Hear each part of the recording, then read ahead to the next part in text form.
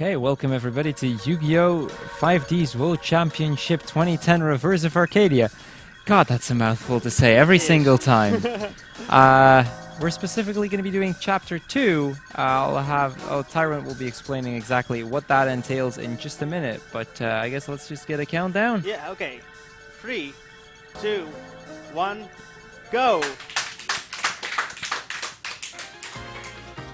So yeah, Yu-Gi-Oh! World Championship 2010 Chapter 2. I'm playing Chapter 2 because it's not as long as the entire any percent run, and because the Chapter 2 has a kind of self-contained story. It's a flashback chapter compared to the rest of the story. So yeah, about the story, our main character is in a post-apocalyptic future, and he's part of a dueling gang who is trying to control the area because the securities are not really caring for the citizens.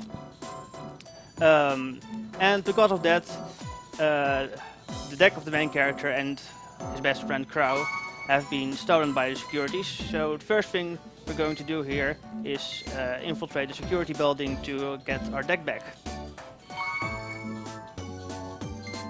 Because, it would make a lot of sense that, a post-apocalyptic world, so everybody's trying to take over the world using a card game. But yeah. I guess we'll make that work somehow. So yeah, in order to get into the building, I need to change clothes. This is one of need to actually change clothes, and this is one of the 2 times in the run that we're going to change clothes. So, yay for that. So why exactly would you need to change your clothes here? Well, I'm going to sneak into the security building, so I'm putting on a security uniform so that people don't immediately see, wait, you do not belong here. Oh, that seems fair. That seems fair. That seems like a smart way to make your way in, steal a costume, and just go in as if nothing was going on. Yep. So let's talk a bit about the way this game works. Yu-Gi-Oh! It's a card game where usually 2 players. Sometimes there are 2-on-2 duels, and both players have 8,000 life points, and you summon monsters and activate spell and trap cards to try to reduce your opponent's life points to 0. So here I have to sneak behind this guard. Also, running behind the guard will make them immediately spot you. You barely don't see the difference on the stream between walking and running, but when you're running, when you're speedrunning the game, you actually notice the difference. So let's say they were to spot you. What would exactly happen to They would throw you out, and you can see that right here because controls is going to throw me out here because then I get out faster. Oh, that seems to work. Yeah. That seems like a smart way to get out quickly.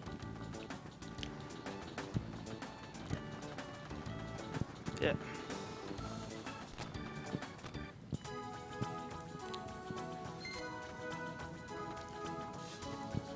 So yeah, I got my deck back, and I got also Crow's cards back.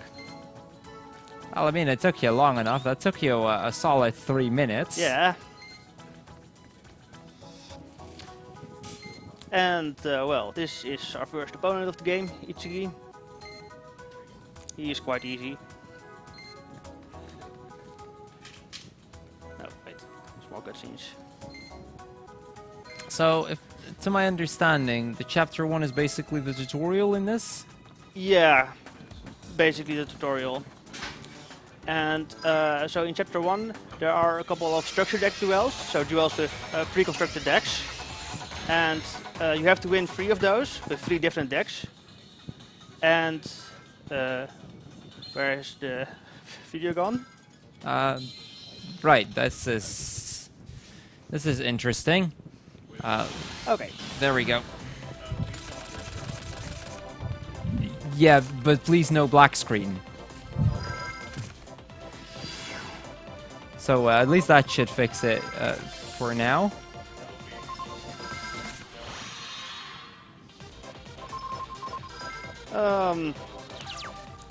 this is not too great of a hand. This deck is based on the monster Machina Fortress, and which is a monster with 2500 attack that can special summon itself by discarding cards from your hand. And I have 3 copies of that card in my deck, and then 3 copies of 2 cards, so a total of 6 cards that can search for Machina Fortress. So, but unfortunately I didn't draw any of those, so I'll just need to defeat this guy with my other monsters.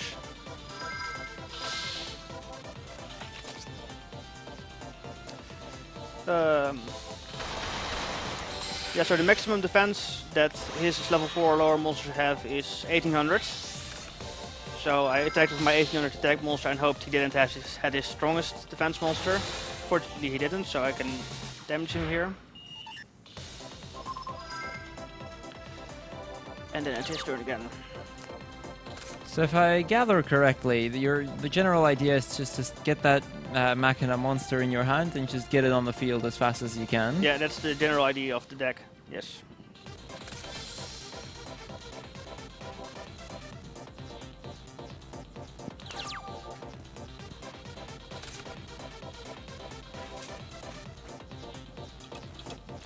Also, that card that is taking up, the spell card, is Wave Motion Cannon, which is a really fun card.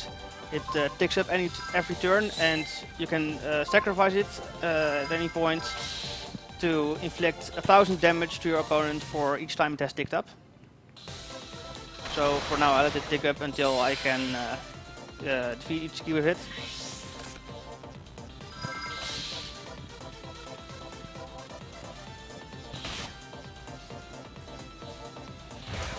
So let's say you were to not get the monster you need. Is the basic idea just to get his health down and just using smaller monsters, or do you have like somewhat big monsters left that you might be able to use as well? Yeah, well, I have Cyber Dragon in my hand right now, which is another big monster. But the general idea is that if you're going second, then you can special summon it if you don't have any monsters, but your opponent does have monsters. But now that I already have monsters, it's not that much worth it to summon it. Oh hey, he's going to combo here. Never seen him do that before. Huh. Okay. He actually destroyed one of my monsters.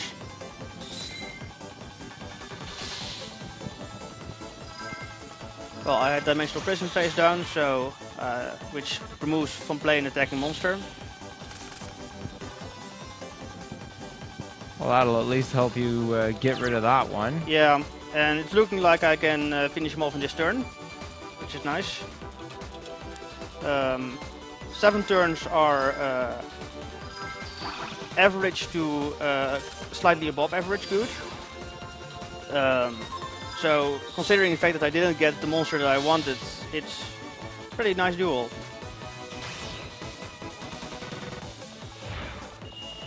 So now I brought him under 3000 life points, so I can burn him with Wave Motion Cannon. And that's the first duel of the game. So Wave Motion Cannon, that's a card that deals 1000 damage for every turn it's been on the field, correct? Yes.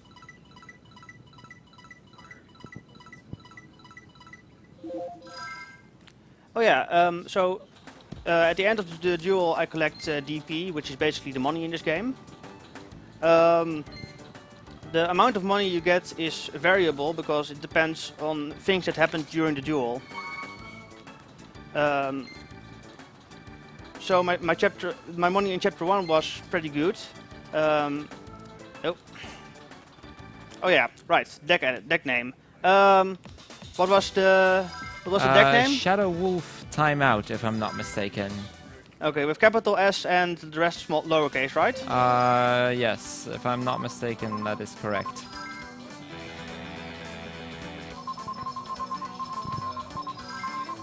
Okay, so Shadow Wolf.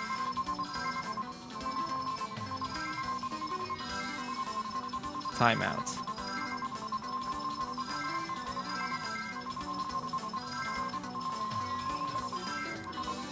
Yep. tussen die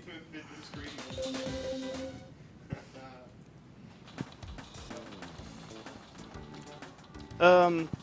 Yes, so my chapter 1 that I did before the marathon started had quite good money, so I could already add a couple of cards before the chapter start, and that's why I can add the rest of the cards after the first duel. If I didn't get those cards, which are the Machina monsters, which I really need, then I would do the deck edit before Ichuki. Main reason to do it after Ichuki is because there is 1500 TP here. And, well, this is Yu-Gi-Oh! 5D's, which is well known for card games on motorcycles. And so we're going to use a motorcycle. But not to play card games on, but to actually do a race. I guess a trading card game just suddenly turned into a racing game. Yes, it did. That's one fancy looking motorcycle as well. Just the basic form. You can make it look way more fancy. So, during these races, is there any specific target that you need to hit? Yeah, you see the blue time, which is counting up, is time that it's taking me to finish this race. And the orange time is the goal time. And I didn't get that corner. So this race has these kinds of holes. Most of them you need to avoid. This hole you actually need to fall into or you get the slope off.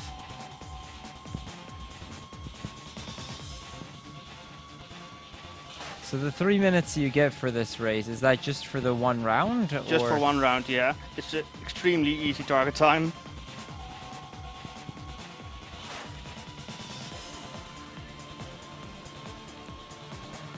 Well, I managed to avoid all the slope offs, so that's good. Didn't manage to avoid all of the walls, but yeah, that was decent. That's almost 2 minutes under your target time. That definitely seems good enough.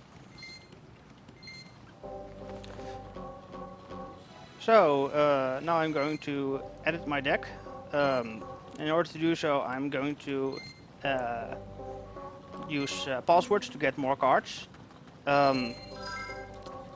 Initially, when I started running this game, I didn't want to use passwords, but then I realized that the password system is actually pretty fair, because you can only get cards which you already have, so you can get multiple copies of cards you already have, and you have to pay for the cards you get from password. Okay, so with a lot of the Yu-Gi-Oh games, and this one is no exception, there is also always that password implementation segment where it's just adding in a bunch of these little passwords to get the cards that you actually need for the speedrun. Yes. There will be a good few, I believe, you're going to have to implement as well. It's like 8 or 9 different cards, if I saw. Yeah, for the first one. I'm going to do it a couple more times. So yeah, all in all, this is just one of those segments that, I mean, you kind of need a good deck in order to be able to actually beat these opponents quickly. Yeah. And all these cards are just basically in an attempt to help with that. Now, I believe you're going to get all 3 of the gadgets. Yes. Is there any specific purpose to those? They're good cards, basically. The gadgets search each other when they are summoned, so they make sure you always have a monster in your hand. And since you need to discard for Machina Fortress, having monsters in your hand is really important. As well as just beating your opponents, you also need monsters. So that's why the gadgets are really useful. Seems fair.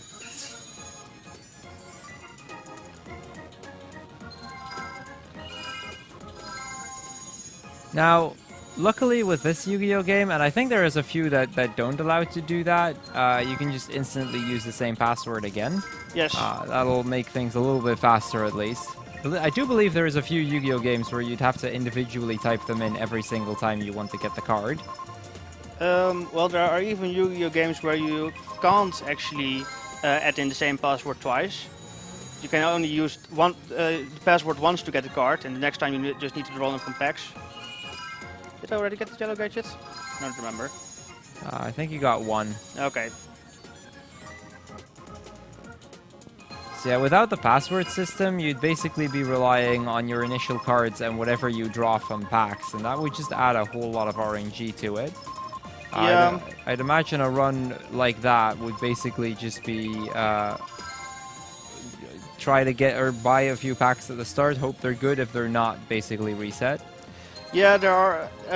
I'm actually also routing the prequel and the sequel to this game, 2009 and 2011, and they do not have the structure decks available, so you actually need to get cards from packs in those games. And yes, you buy things at the start and hope you get good cards, and if you don't, you reset. So yeah, that would not quite be the safe way to go for it at a marathon. So No. good thing, at least for this version, we do have the option to use passwords here and there.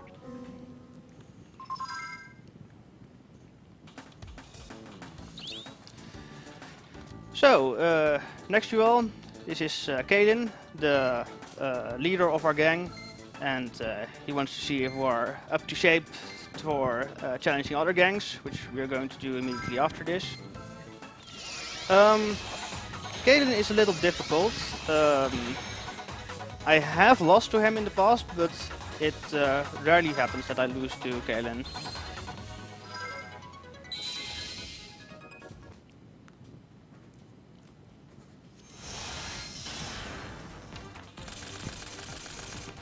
Ah, now I have Machina Fortress.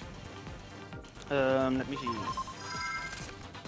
So I can't attack during the first turn, so it's not really worth it to summon Fortress on the first turn.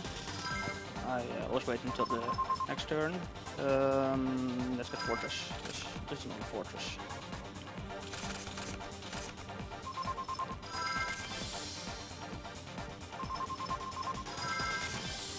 Is there a specific reason you would like you prefer going first? Yes, you can. The fact that you get an extra turn, and my turns are a lot faster than my opponent's turns. Oh no. This game has pretty good AI, but the result of that is that the opponents are really slow, as you can see right now. So starting means that my opponent doesn't get the first turn, which means that I can end the duel sooner, most of the time. This is a good hand. So here I am summoning Machina Fortress, and I got another one. Oh right, forgot to add in my deck. Good job.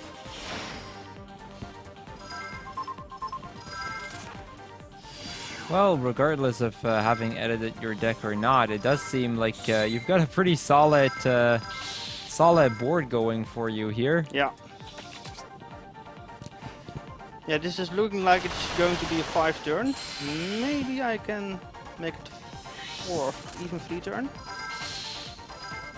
Let me see, it's 2000 damage. Oh, no, never mind, Ultimate Offering. So, Ultimate Offering is a card that allows you to normal summon during your opponent's battle phase, but at the cost of 500 life points. And you can just continue to do that until you have no more monsters in your hand or until you have no life points left. So does he have another one? Yes, he does. So yeah, because of that, we're going to be dealing a lot less damage than you'd like to. Yes. And that's gonna slow down the fight a good bit, and I think that's part of the big thing with a trading card game like Yu-Gi-Oh! In that there is gonna be a lot of RNG in what cards you get in your draw at the start, which comes into play throughout the game, but also in what the opponent is gonna get, and in what in what way to play around with that.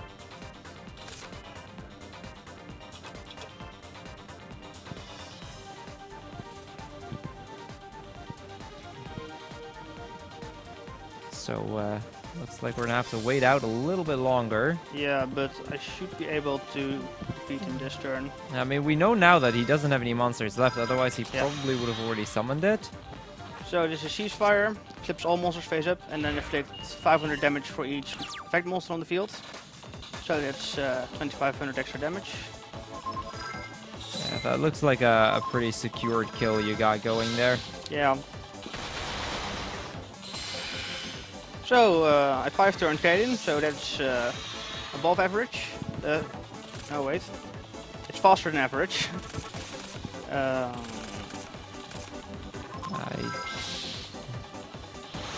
I figured he would summon the monster, although I think one of the Machina beasts can take him out right now. Yeah, all my monsters can take him out. He only has 100 defense. I mean, in the remaining life points, and that even one of them would now be enough. So yeah, so far the run is going well.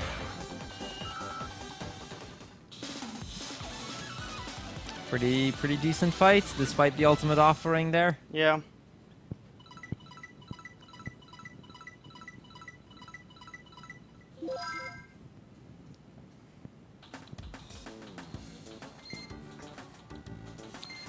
So let me now edit my deck.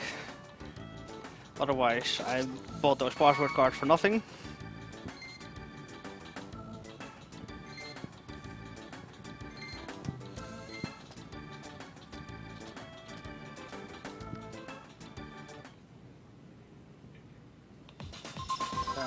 Let's see what we got going here. Now, this is always one of those sections that, again, it's kind of a thing you do in every Yu-Gi-Oh! It's also kind of one of those sections that, regardless of your experience with it, you're gonna have to pay close attention to it, because the deck is basically going to influence the entire remainder of the run. So you have to make sure that to not make any mistakes here. It helps that scrolling in this one is a little bit faster by being able to sort them either alphabetically or by attack points or defense points or something of the sort. So you've got easier ways to scroll through the cards that you need, making it just a little bit faster at least. But it is still one of those things that you gotta keep an eye on. Now you may have noticed with a few of the cards already in his deck that there's a very small 1 in the corner. That means that he can only have a maximum of 1 of those cards in there, even if he'd like to get more. I believe this, the Swords of Revealing Light, the magic card that you see, for example, he's only allowed to have 1 of those.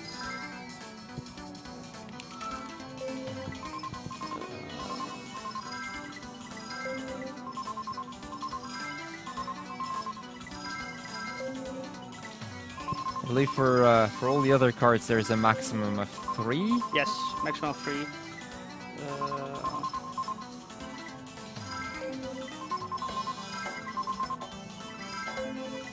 that's the last one. Okay, deck edits are always the hardest part of the game. Well, we got through it, so Yeah. let's get moving. Oh, yeah. So we're going to do a turf battle. So a battle against a rival gang. So I need to get my gang clothes on again.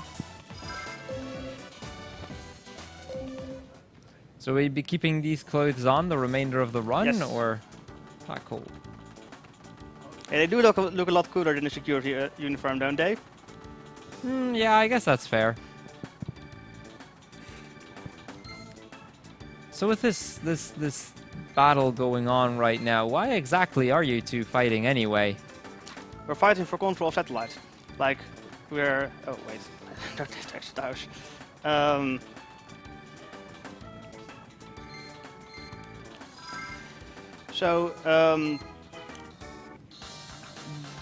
Basic idea of it is that these gangs have their own idea how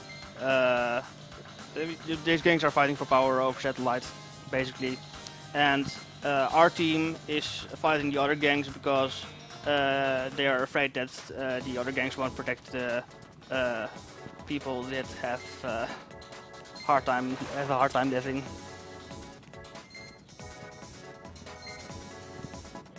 So that does beg the question, as of right now, who's winning? Our team is kind of winning because we only have to defeat 3 more guys, because 3 more teams before we control all satellite. Ah, that's not too shabby. No, it's not. So yeah, Arashiyama. This guy is really fun. He has basically nothing that's scary in his deck, except for one card, Acid Rain, which destroys all machine monsters on the field. And I have a completely machine deck, so that's fun. Yeah, I'd imagine that having a machine deck, it'd be a little bit bad if he starts destroying every machine monster on the field. Yes.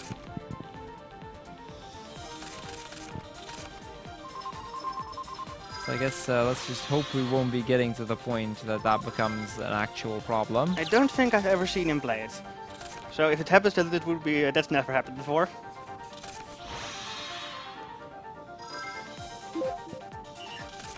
What card do I even have face down? Oh, there it is. That's never happened before. Well, at least it was early on in the game, so Yeah. it won't influence it as much. Does he have only one, or No, does he has two of them. two? Okay.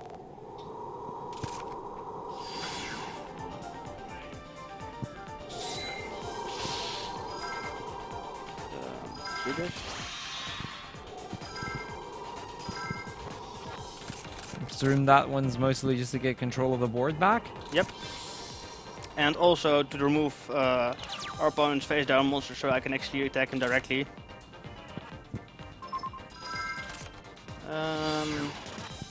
I'm barely going to miss the free turn, unfortunately. Free turns are amazing.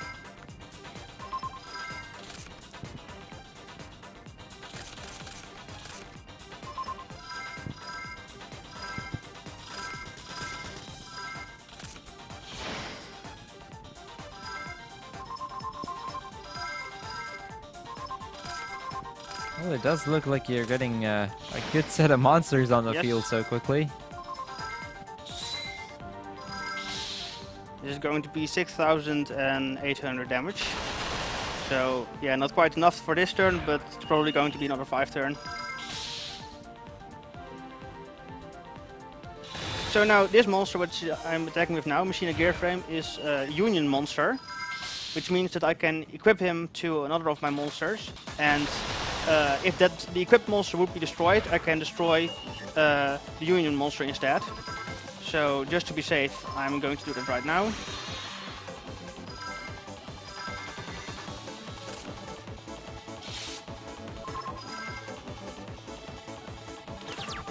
Okay, let's see what he has in store for that last turn. Yep, Or at least presumably last turn. presumably last turn.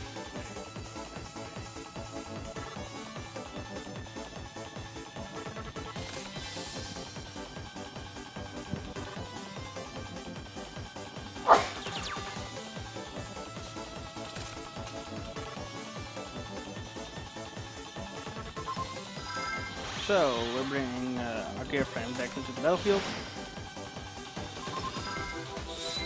And at this point there's nothing in his deck that can stop us, so it will slow us down a little, because this monster can prevent its own destruction once per turn. That basically just means one additional attack then. Yes. Do you know how much that roughly takes if you need to do one additional attack? No.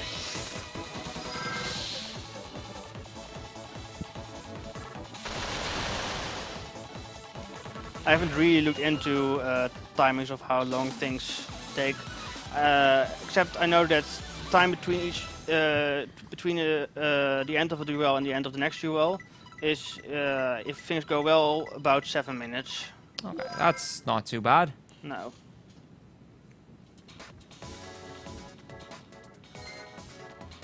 I love how that guy just said, I wish you told me you were good before the duel. Yes. Because that is obviously something you will say to someone you're about to fight. So, Galen, our great leader, has fallen into a trap.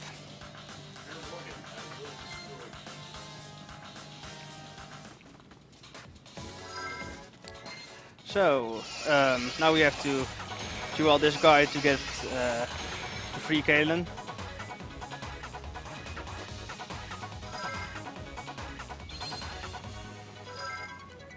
Okay, so I'm assuming it's just whenever he wins it, just hope for the best and hope that he goes second after all. Yeah, but going second is not even that bad. Yes, it slows you down a little, but it doesn't even always slow you down. You can actually have a faster fight if you go second, but it depends on what kind of cards you get. So Fair enough. generally going first is faster, but sometimes going second is faster.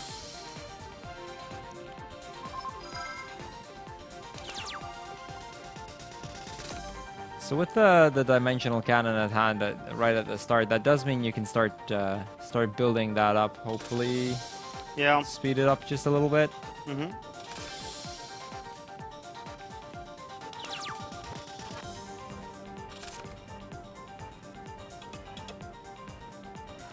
Unfortunately, no machina, so I'll just have to do the gadget beatdown. This is why gadgets are so useful. They make sure that I always have an endless stream of monsters in my hand. Yeah, I guess having more monsters, especially in this situation, wouldn't be too bad.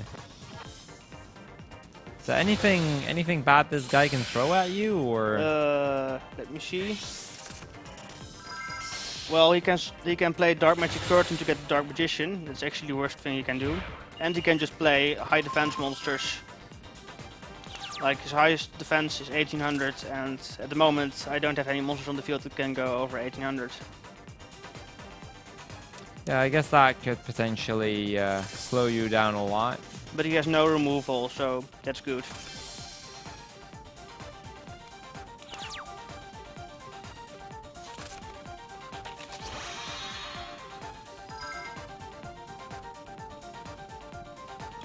So what does Curse of Darkness do there? Whenever a player plays a spell card, oh damn, excuse me. Whenever a player plays a spell card, that player takes 1000 damage. Okay. Yeah, it's a little annoying, but I'm dealing more than 1000 damage, so I go faster anyway. So I just summoned Red Gadget, and whenever you summon the gadget, there is a prompt, do you want to activate its effect? And of course I always want to activate its effect. However, in order to enter the battle phase, you have to hit B and then go in the menu to the battle phase. So what I just did is I summoned the Red Gadget and tried to go to the battle phase, and then I cancelled its effect. So it's not too bad now because I have more gadgets in my hand, but it's happened sometimes that I cancelled the effect when I had no other monsters in my hand, and that can slow you down quite a bit. Oh yeah, so you guys may know Sorceress of Being Light as a card that makes sure you do not get attacked for 3 turns. What it also does is flip face up your opponent's monsters. So now I can see how high the defense of this guy is, so I know that my gadgets will defeat over it. How far is motion cannon, by the way? It's on 3 turns, so it's 3k damage just on that. So I this just should have to be attack once more. this should be a pretty free kill. Yeah.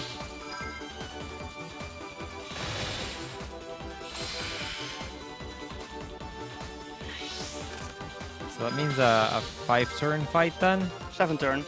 The number of turns is next to the character portrait on the top screen. Ah, okay.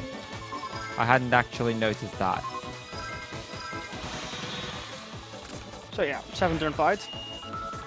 So this run is still going really well.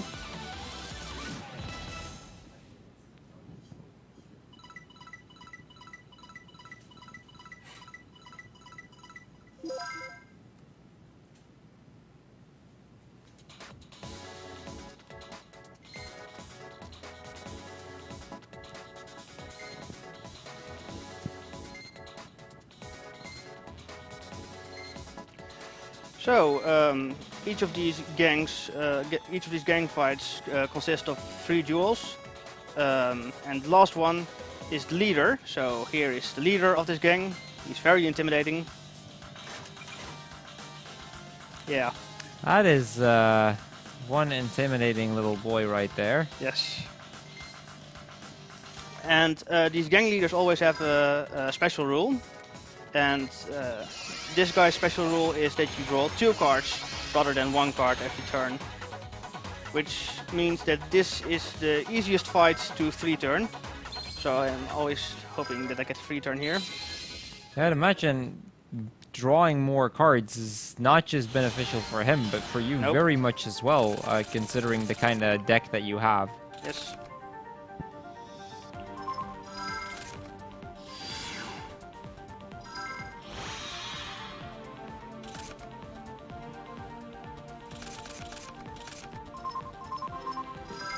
One would wonder, how did a kid like that become in charge of some evil gang around here? He was really good at dueling, and everything in this world is decided by dueling. I guess that's fair.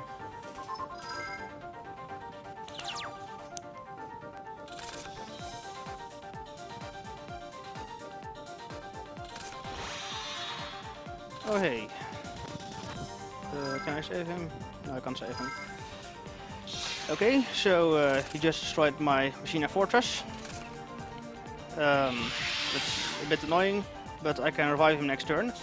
So you cannot just summon Machina Fortress from your... Oh, it's Metal Morph. That doesn't work. You cannot only summon Machina Fortress from your hand, but also from your graveyard by discarding machine monsters with a combined level of 8 or more. So this last monster that I have in my hand now is Machina Force. And the only reason why he is in my deck is for this exact reason. It's a level 10 monster, so I can discard it to revive Machina Force from my graveyard.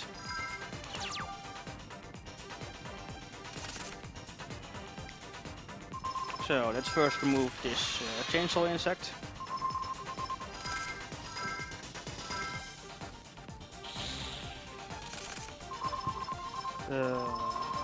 Revive Machina Fortress.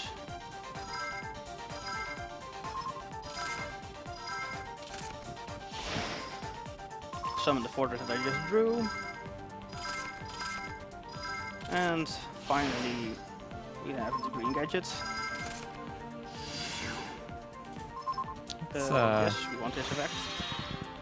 It's a decent amount of damage you got already. That's like 6,400, 6,300. Yeah, 6,300. It's not going to be a 3-turn though, No, but unfortunately not. it's not far off. Oh hey, that was a stupid move. Okay, so defense draw negates the damage I did, and he used it on my weakest monster. Huh. Well, I guess that's why he's still a kid, even though he might be leading this this gang. Yeah.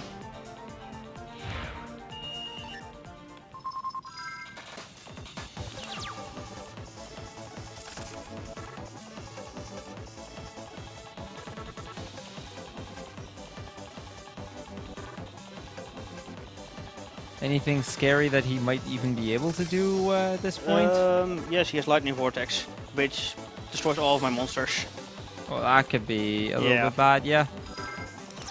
But at this point, no, he cannot do anything anymore. Lightning Vortex is a spell card, so he can only activate it during his turn.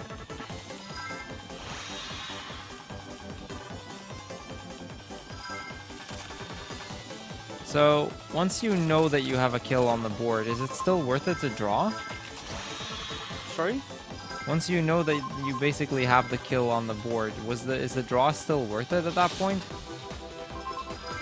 You always draw at the start of your turn. Like, I mean, with the... with gadget. The gadget. Yeah, it... Usually it's not worth it, but the problem is that there have been too many times where I thought I already had won it, and then my opponent surprised me with a card that I did not see coming. And then I was like, well, if I had done this, then I would have won, so... Yeah, that's a fair point. Guess there is always still that closed off card that you need to watch out for. Yeah.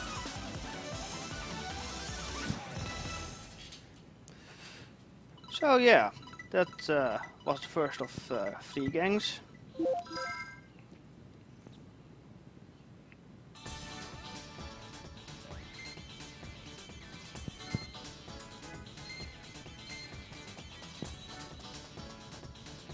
So I guess the kid is just gonna run off after that? Yes. Okay.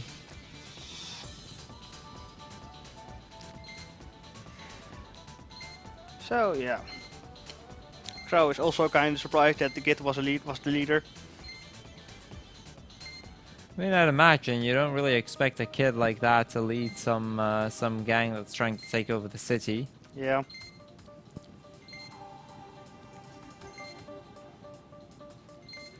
So yeah, cutscenes. Always fun in a speedrun. So what exactly are they talking about to begin with? I We're mean, talking about the battle we just won, and about how Kaden got captured, how he fell into the trap, and then when he was freed, he took his as in his own words, he beat that guy to a pulp in a duel. right, okay. So there's another race coming up, and I have messed this race up in the past, so I'm going to save right now.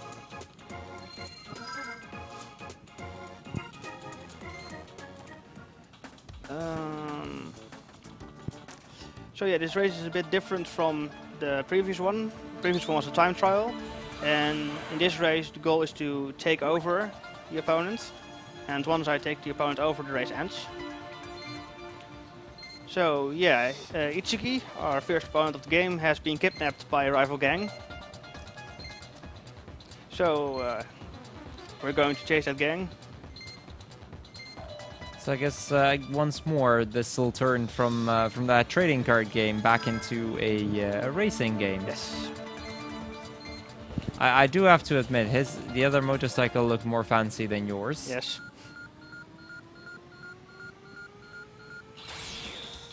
So it's just the one guy over there that you need Yep. to take over?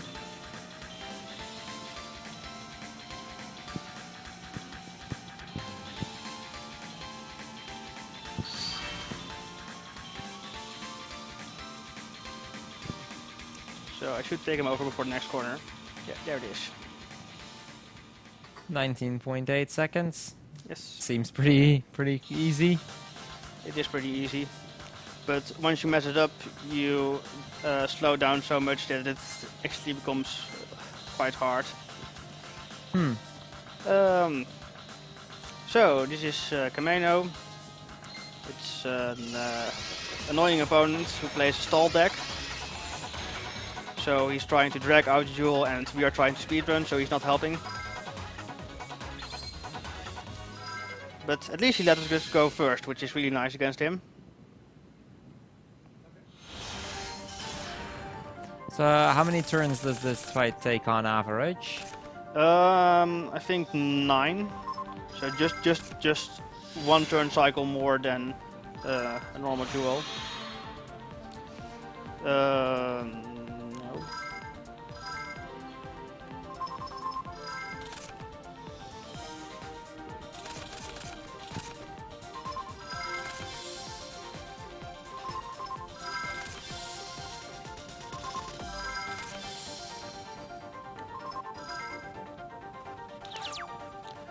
But the real reason why it's usually so slow is because turns take really long, because he puts lots of monsters down, and you have to defeat all of the monsters that he puts down.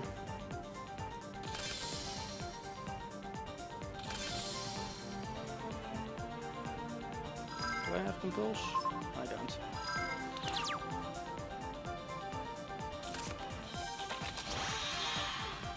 Oh, that's fun.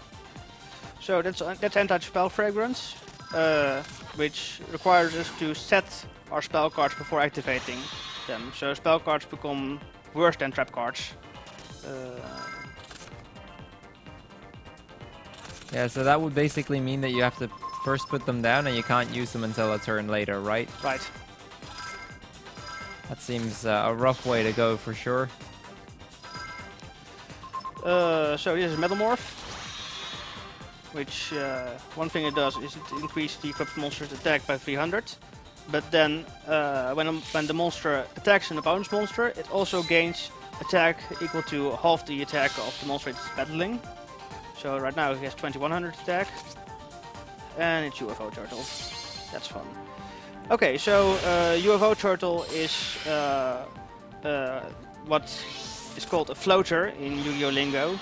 A monster that special summons another monster from the deck when it gets destroyed by battle. Do I have anything? No, I don't have anything. Actually, I can shrink him. I can't shrink him because I have spell fragrance.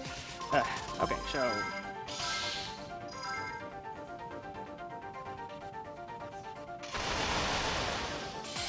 Is he forced to summon it in attack mode there, or yeah, could he is forced to summon it in attack mode. Most floaters force you to summon the monster in attack mode.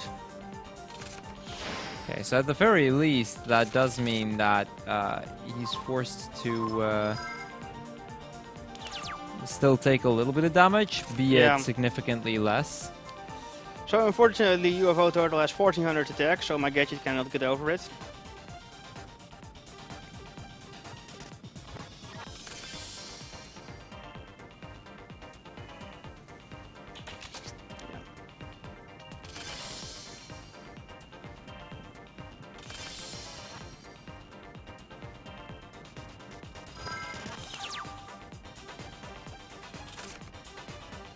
Okay.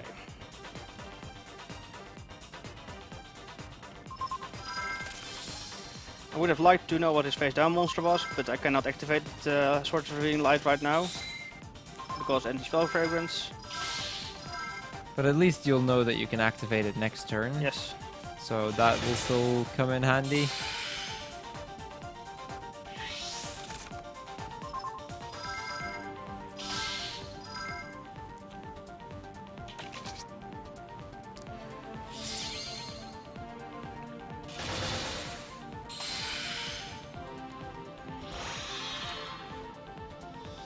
So yeah, I talked about how I unlocked 3 structure decks at the start of the game.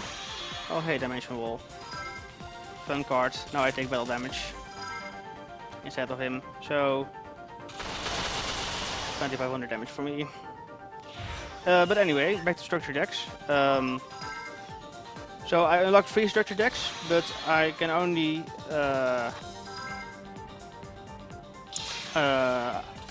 they only appear in the shop 10 jewels after I buy the previous one. So I bought this one in chapter 1. I've done after that I've done 3 more jewels in chapter 1. So soon I will unlock the next structure deck. The other structure decks are just for the spell and trap cards in them. The monsters are all from this structure deck.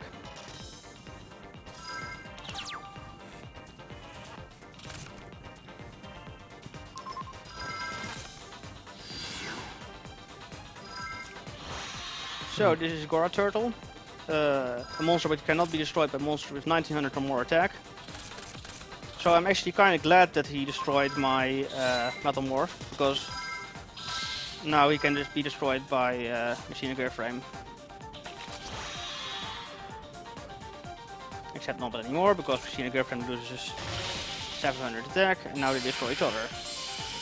Well, on the upside, had he been, or at least it'll still destroy both, otherwise it would have just been one of yours that would have been destroyed. Granted, it'll still slow down the fight a good bit, but that could have also destroyed a gadget and still left the thing alive. Yeah.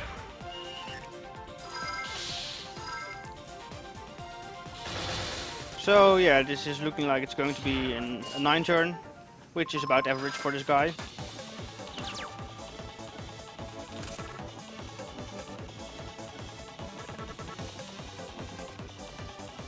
And he has no more monsters, so this is the end for him.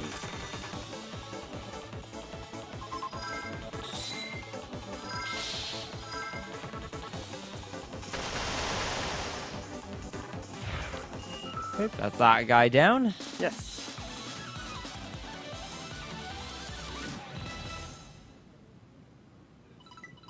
I guess both India and Shadow will be pleased to see that the turtle deck is done, and that you won't have to defeat the turtles anymore. Oh, is there some inside turtle joke? The two of them kind of love turtles. I mean, I remember that during the Evolant run yesterday, Shadow had actually donated to ask me to stop killing off the turtles. So, I mean, I guess the two of them have a thing with turtles. Well, I have good news for them, because we have to beat that guy again.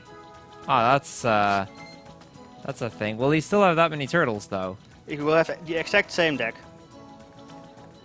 Then what's the point of fighting him again? I don't know. It's just something that the game requires you to do. That's fair. That is interesting, though, that the guy, like, just looking from the perspective of that guy himself, that even after having already lost to you, still thinking he could take you on with no changes at all. Yeah, well, he actually tries something different, but in cutscene, but you'll see that. Ah, okay. And I guess we'll get to that when we get there. Yeah. It actually is quite soon because Kalen has figured out what the next gang is that we're going to fight, and it's actually the same gang that kidnapped Ichigo. So we're going to give them a little payback.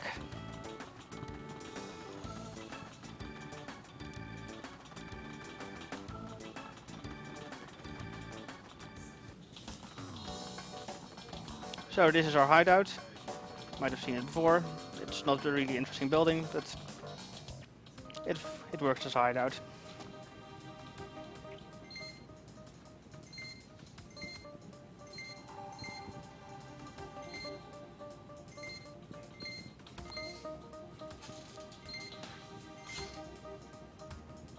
So this is a completely different team, and again 3 fights, right? Yeah, with one of them being the turtle guy.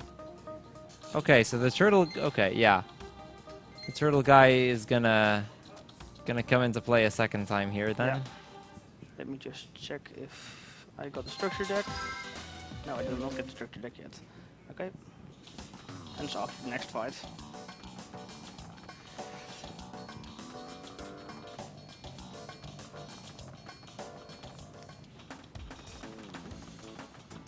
So anything special about this this gang in general? They all look the same. With just a little different skin and hair color. Hmm. I can Okay. say that at least. I mean, the last team had that quite different with that kid being in charge at the end. Yeah. But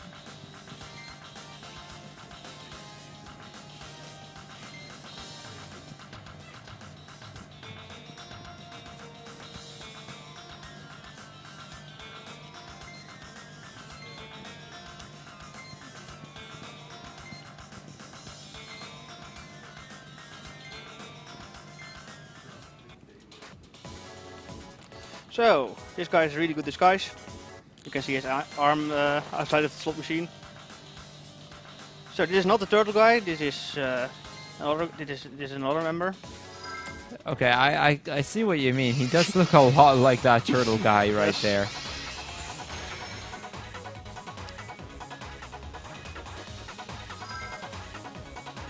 Like, if you had told me this would be the same guy, I would have believed you.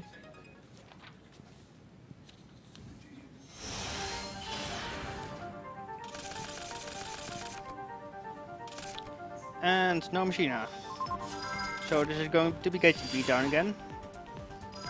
Anything special about this fight in general? Or is this a pretty Um, straightforward one? Yeah, he has a magician deck. I mean, that's what I can tell about it. And he has very little removal and, well, he does have a max defense of 2000. That could be a problem. If he plays a 2000 defense monster, my gadgets cannot get over it. But for the rest, no, it's not really special. What kinds of traps do I actually have?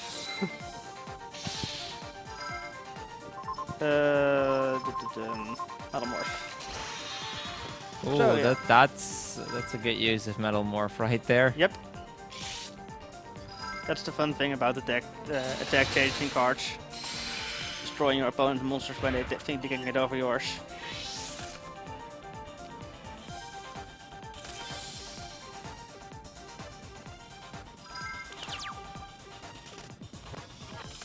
Hey, there's Machina Gear Frame, which gets Machina Fortress.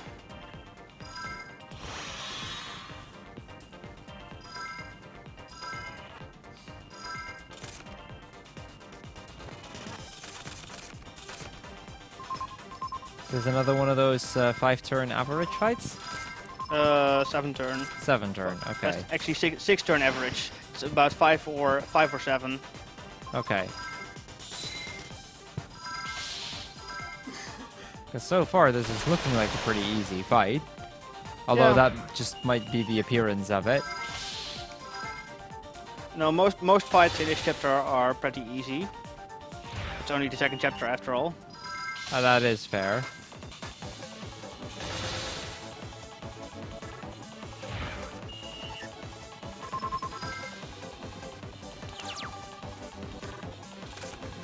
Yeah, that seemed like a solid turn to go with, and you still have the trap card as well to remove a monster, right? Yes. And I'm probably not even going to need it.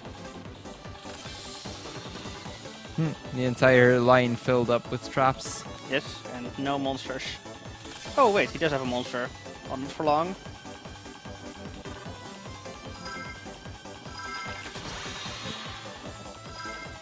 Back to the hand you go. Oh, that's one way to get rid of it. Yeah. So if he had any dangerous traps here, I would equip Machina Gear Friend to Machina Fortress, but he doesn't. So I just defeat him here. Okay, nice and quick fight. Yeah. So if all went well, I should unlock the next structure deck here. So the first structure deck you unlock is always the first one you used in the structure deck duels. But the second one is randomly either the second or the third. So there's a bit of RNG here with what cards I get, and there's the save point. I always forget the save point is here.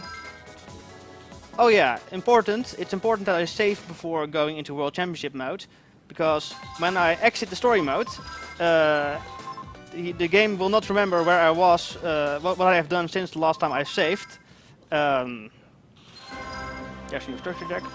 So if I enter World Championship mode without saving, I lose a big part of the run. And one time I forgot to save and lost half an hour on the run.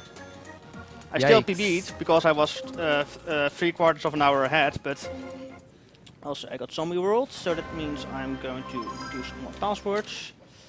So there was still a Dimensional Prison I couldn't buy last time, so that's what we're gonna get first. Oh, well, that's also all I can buy here right now. Because I only have 800 VP after buying a structure deck. I'm guessing that 800 DP is fairly little to have at this point. Yeah, fairly little. I have to edit my deck again, so I have to pay attention once more. What was the last card? Infernal Electro Summon. And then Card Trader, Source of Green Light, Shrink, and then keep the last 3 in. And then we add. So yeah, again with setting a deck here, it's really important to make sure you get the optimal possible deck. I mean, one card might not always make the difference, but it can definitely make a huge difference whenever you get into these duels.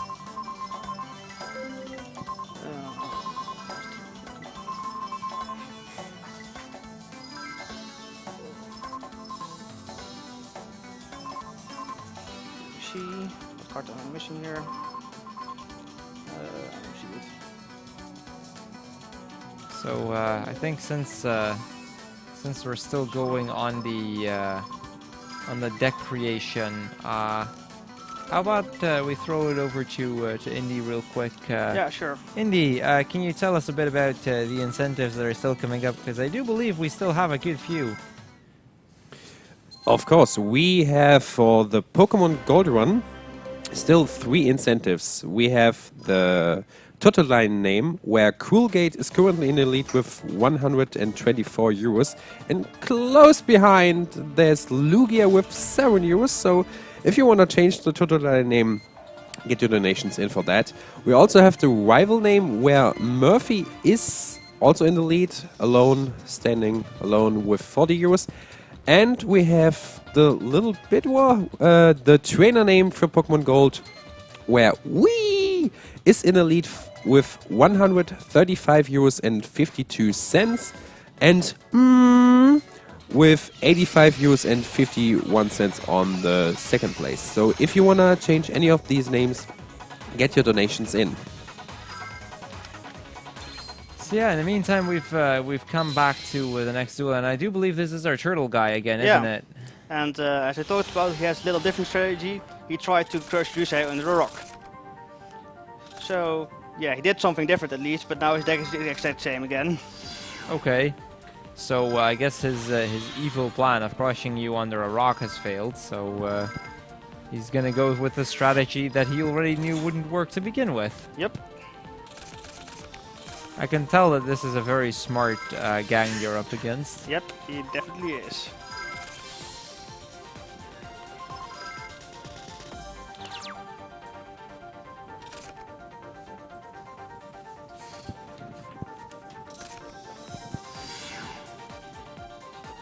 Okay, so I guess we're getting the turtle again. Yep. So the structure deck that I got was Zombie World, which has a bit more removal. It has Bottomless Trap Hole and Creature Swap. Bottomless Trap Hole destroys a monster that when it's summoned, and Creature Swap Creature Swap lets you exchange one of your monsters for one of your opponent's monsters. The other deck, Warrior's Triumph. Give me a second. Warrior's Triumph has more spell and trap destruction, which is kind of useful against this guy. So, especially for this guy, I would actually have preferred to get the Warrior's Triumph deck, but unfortunately I got the other one. But there's still some good cards in it, so I'm not too sad about that.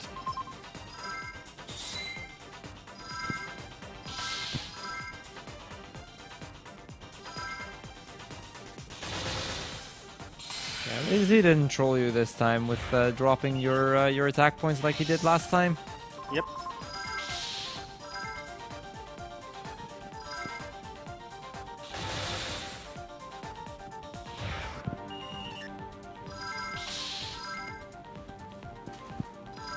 Yeah, that's a solid amount of damage. Yes. Is this fight actually faster on average, or are you just getting better luck right now? Well, if you get the other structure deck, it's faster on average because you have spell trap removal, which remove his annoying cards. But since I got the other deck, it should actually be the same, so it's going really well right now.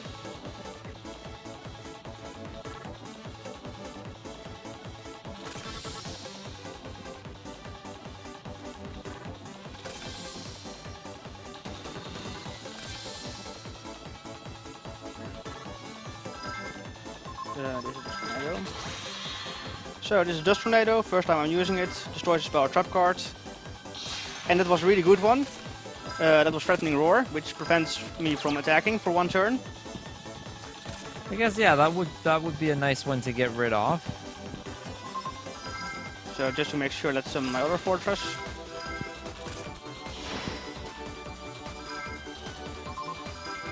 Okay, let's see if we can get that kill then. Nope, we can't. Ah, that is a painful card to get. So yeah, Waboku is another one of those cards that just instantly prevents you from attacking the entire remainder of the turn. Well, you can attack, but you cannot destroy monsters and you cannot deal damage. And, fun thing, he just gets it back.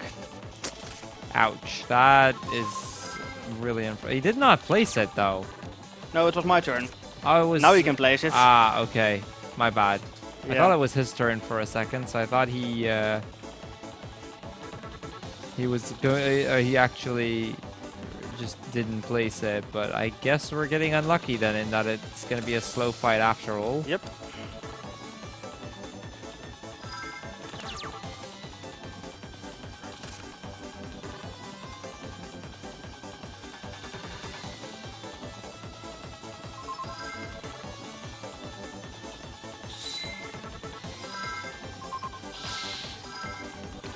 So, here we'll get the other Waboku. Here we get the Waboku again.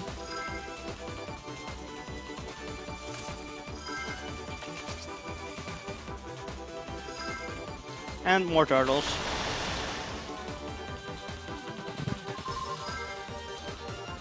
So hopefully he does not draw another one of those traps, and then we can defeat him next turn. So then it will be another 9 turn. I guess that's still not too bad, but considering you basically had the 5 turn ready, it's kind of a slow end of the fight. Yeah.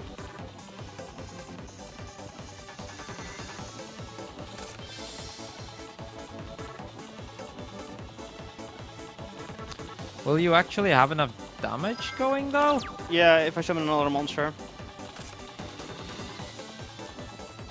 Like, Fortress plus anything is enough for the kill. And I only need 1 Fortress here. Actually, I'm also going to attack the other face down monster with Fortress. So I can make sure that I get the kill here. Yeah, because you need exactly one of the other ones and the fortress, right? Or in the gear, I mean. 2 gear frames with attacking directly will also defeat him. Oh, right, yeah. Actually, a gear frame and a yellow gadget will also defeat him.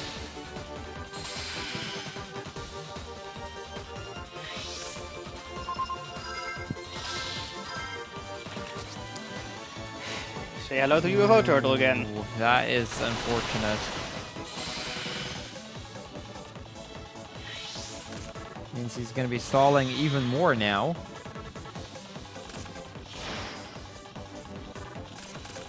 I can see why you called this a stall deck. This is definitely him doing his very best to stall this out as long as he can. I kind of forgot about compulsory evacuation device. So we're going to win anyway. This turn.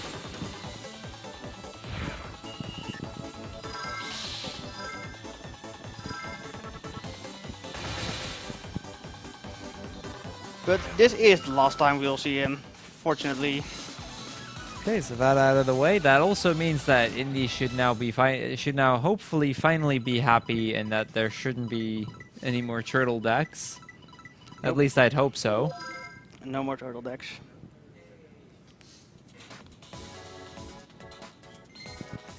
So now we're going to fight the boss, which has a little different hair. He does still very much look the same, though. Yes. It's basically the first guy with a hair dye. Yes. And his special rule is that we're going to play a match, so best 2 out of 3. And it's the only match duel in the entire series, in the story mode of the entire series. So he has that going for him. But his deck is really weak. Is it just pure coincidence, by the way, that the opponents seem to be favoring going second? Oh, wait, this is a horrible hand. Holy shit.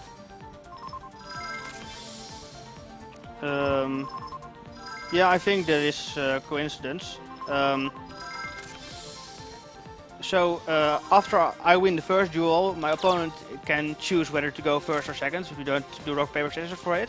And I've never seen him go second on the first duel. Okay. So yeah, I got a really bad hand without monsters. So now I'll have to wait until I actually draw monsters to do anything.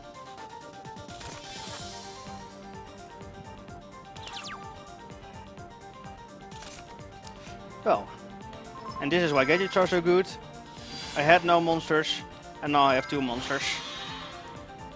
That'll definitely do the trick, I suppose. At least that means you'll be able to summon more monsters and keep the streak up.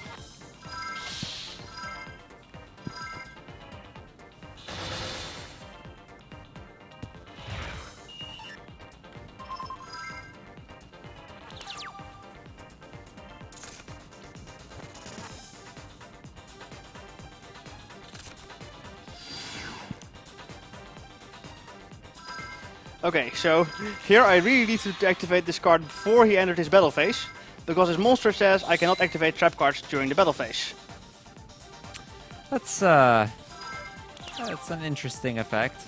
I guess it makes a lot of sense for him to have that, but you know, activating it beforehand here will definitely help a good bit along as well.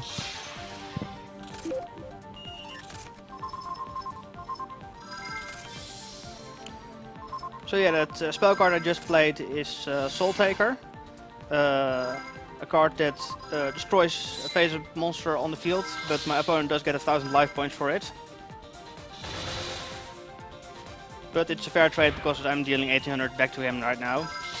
Yeah, with the 1600 attack that he had, that means you're effectively dealing 1600 more at the cost of 1000. Yeah. So you're still dealing 600 more by using it effectively. And it only works on face-up monsters, and opponent tends to put monsters in face-down position when they're losing. So that's why I tend to use it early. So I actually want him to destroy Gear Frame Peacekeeper here, because Peacekeeper searches Gear Frame when Peacekeeper is destroyed, and then Gear Frame searches Fortress.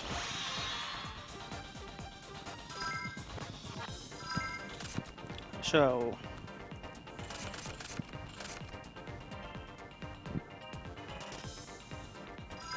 do I have? No.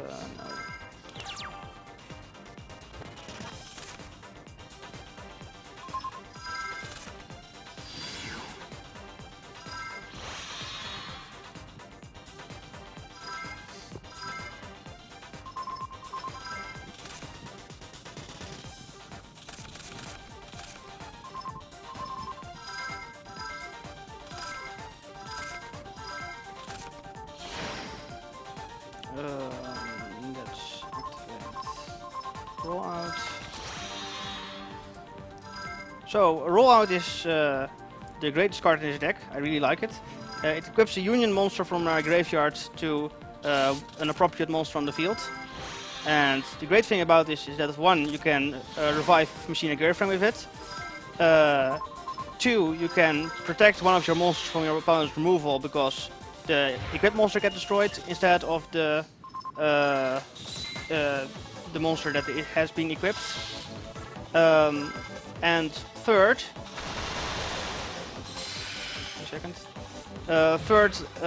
you can equip Machina Peacekeeper to a monster.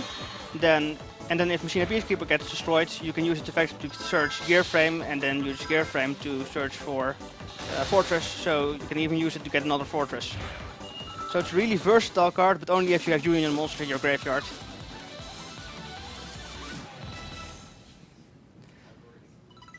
Okay, so that's the first of the fights. So we need one more.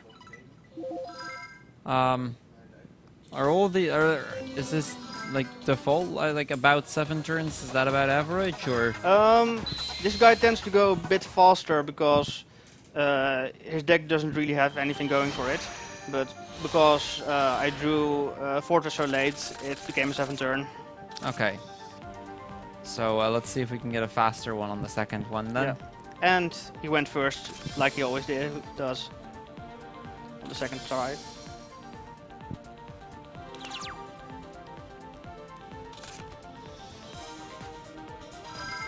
So at least you've got a monster in the hand this time around. Yes, and it's a gadget, so I can keep drawing monsters.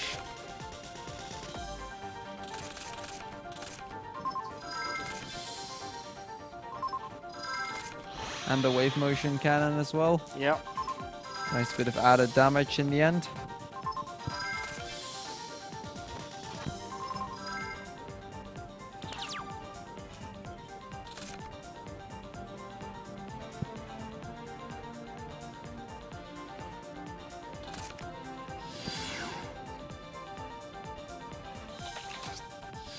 Oh, hey, he has Mouse Dragon. Mouse Dragon is another one of those floaters.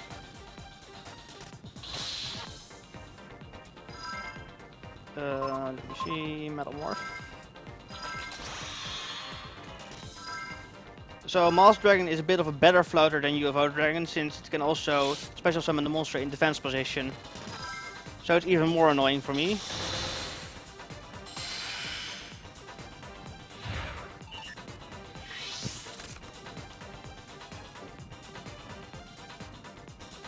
Can you get rid of it using the Raigeki break? Yes, and then its effect doesn't activate. Nice.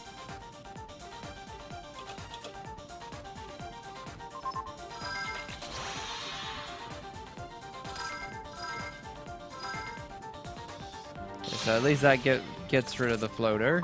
Yeah.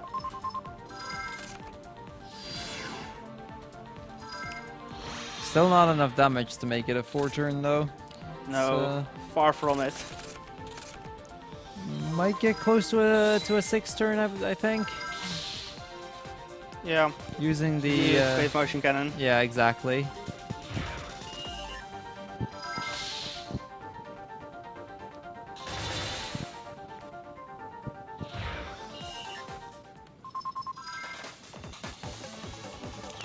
Okay, so let's see what he throws up this last, or hopefully last turn.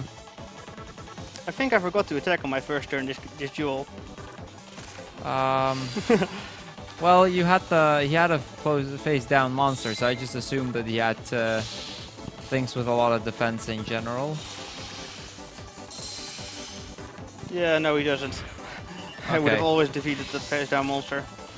I just completely forgot because I was assuming I was going first. I mean, it would have been the floater, so I guess at the end of the day, it wouldn't have even mattered too much. Yeah. This seems pretty bad, though. Yeah. Okay, this is cool. But 2,000 damage on the wave cannon. Yeah. So yellow gadgets. Grab another monster. Then I have Dark Core. I can discard a card to remove from play one monster on the field. So I discard and remove his defense position monster from play. And then finally I have Creature Swap. So I give away my yellow gadget and get his attack position monster. That's a clever way to work around it still. Yeah, I don't really mind. Okay, so this is white per dot.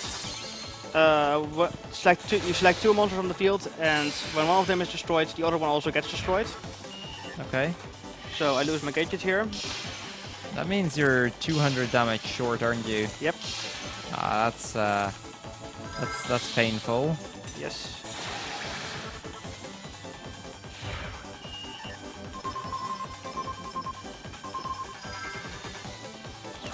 So yeah, that is unfortunately 200 damage damage short. Otherwise, the wave cannon would have been able to kill him. So that's two pretty slow fights.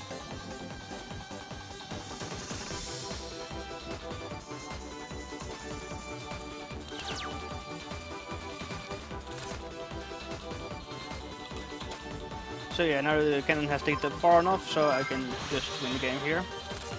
At least that makes for a really quick 8th turn. Yes. And that's the second of 3 gangs that we have defeated. So there's one more gang to go, but before we fight that gang, we're going to have some more duels with our friends, just to see if we're up for the last battle. Because obviously, even in this position, you would clearly not be, your friends are clearly not confident that you can do it, even though you've taken out 2 gangs already. And you were the one to take out their leaders. Exactly. Yes. So clearly, you are not ready right now.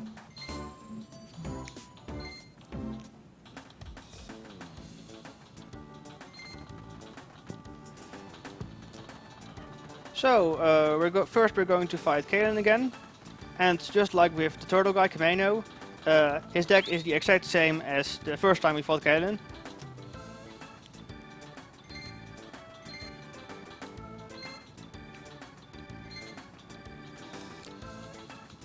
So with these duels against your friends, you don't game over when you lose, but if you win the first time, they give you a card as a present. In this particular duel, I get Shield Crush, which destroys defense position monsters. So it's really useful in making you speed up your duels. So I really would like to defeat him in one go. And he's a bit easier now than last time because my deck is a bit better than last time.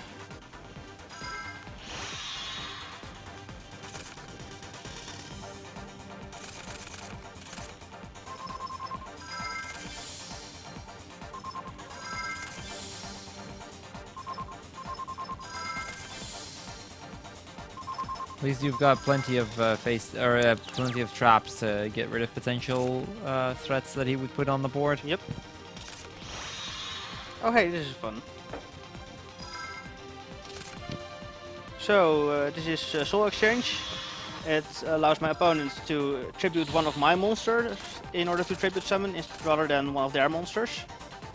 But at the cost of not being able to attack in the same turn.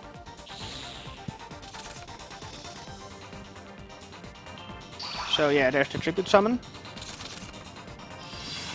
So I don't mind this at all because I have a creature swap in my hand, so I'll just get his tribute monster.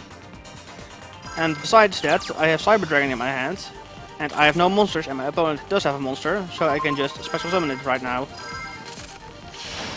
That's a really useful useful point to get that then. May have lost you the monster, which in and of itself would lose you out on damage here.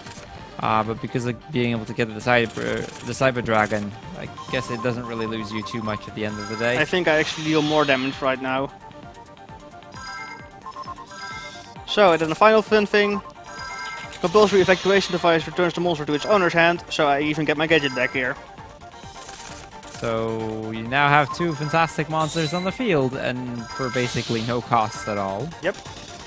It's a pretty good trade-off right there.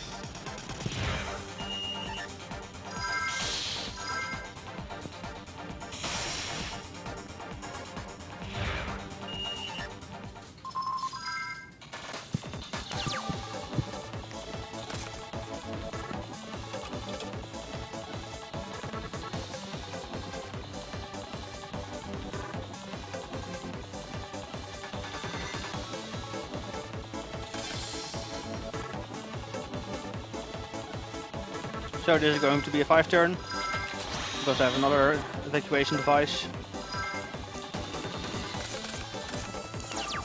Oh, at least that was a pretty quick fight at the end.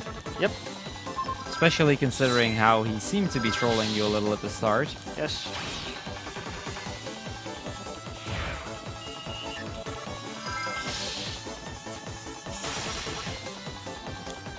So now the next duel is against Crow, and Crow is one of the strongest opponents in this chapter.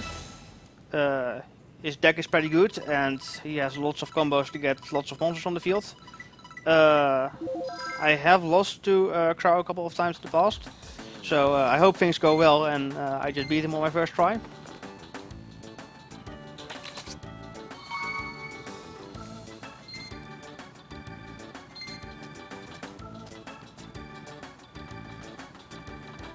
So when are we gonna be seeing that Shield Crush? Because that seemed like a pretty good card.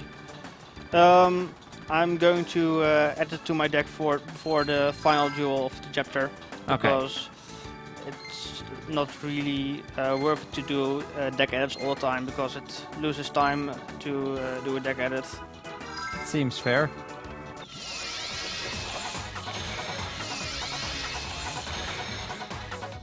So yeah, Crow has another really good gift card.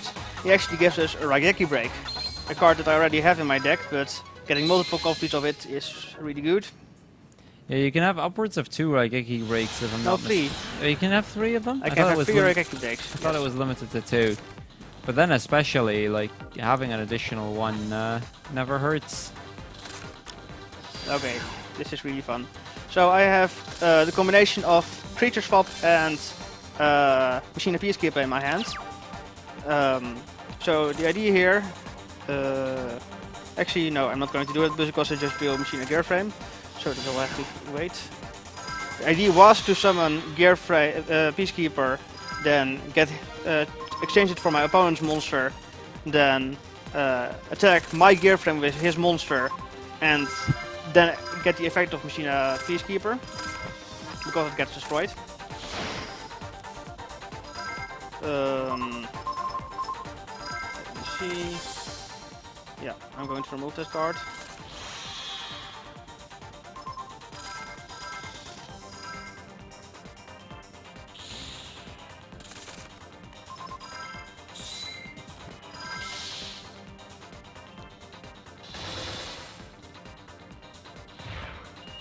Solid damage for a first round there. Yes. With a little bit of luck, this could be a 4-turn.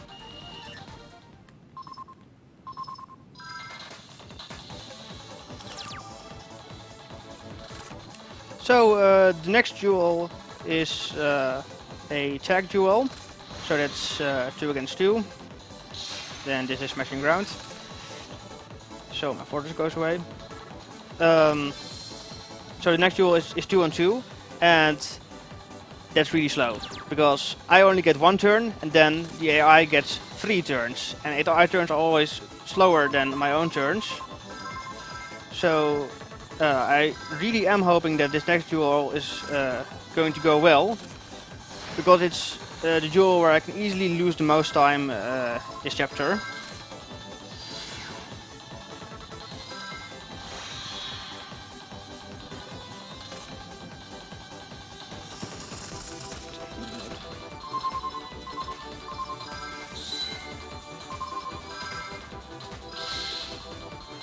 Well, let's see what he's got going for him. 0 defense, so I can easily get over that.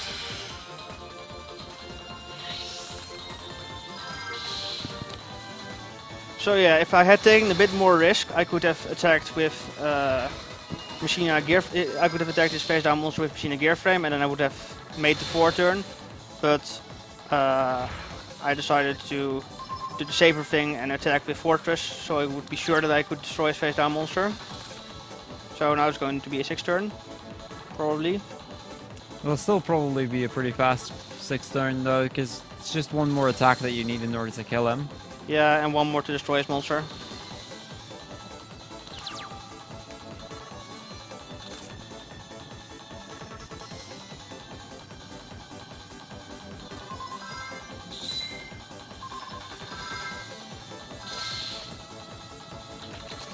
So this is the reason why I attacked the fortress. 1800 defense, so my gear frame cannot get over it. And this is also fun. My next attack does no damage because of that monster. That's a pretty nasty monster all in all. Yep. I mean, you've got enough on the board to make it work still, but that still is it's not a fun monster to face, that's for sure. Nope. So yeah, that was Crow.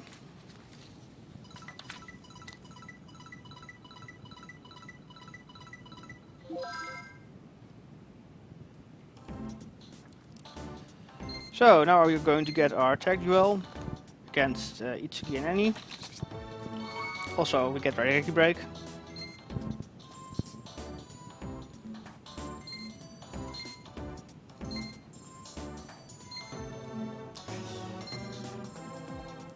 So yeah, there is a reason why the tutorial tag duel is right now, because the next gang has a lot of members, so except for the boss, all fights are going to be 1 against 2.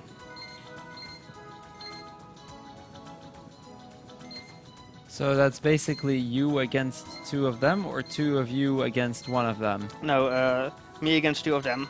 Okay.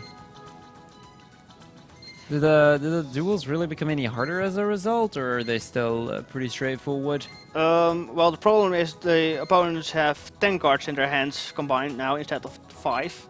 So there's a lot more things that can go wrong.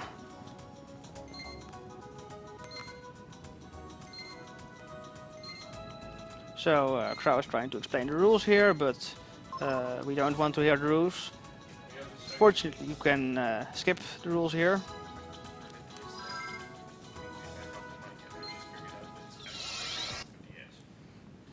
Not Okay. entirely off, because then I don't get sound on the mixer as well. It's not loud enough to Okay.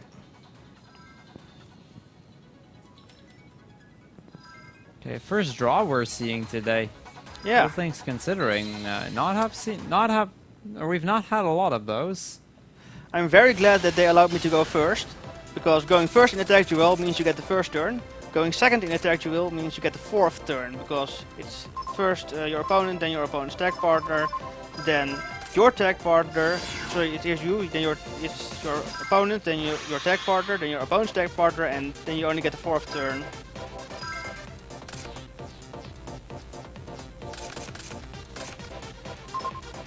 So now I am going to summon Machina Fortress on the first turn, because the third turn is going to be Krau's turn, and then he doesn't have the cards in his hand that I have. Yeah, and will he still be able to actually attack with it as well? Yes, you can use the cards you put. You can use the card that your partners put on the field. Okay, so at least, you know, him already getting a lot of good cards to begin with is gonna make things a little bit easier, at least. Yeah. So the problem is in this deck duel is not Ichigi, because we easily defeated him earlier. The problem is Annie, who has a pretty annoying deck. So she plays Radiant Mirror Force. I don't know if you know the card Mirror Force. It's pretty famous because it destroys all attack position monsters when a monster declares an attack. Radiant Mirror Force is kind of like that, but can only be activated if the opponent has 3 or more monsters on the field. And we are doing a speedrun, so we like to have a lot of monsters on the field. So if we have bad luck, she has Radiant Mirror Force face down right now.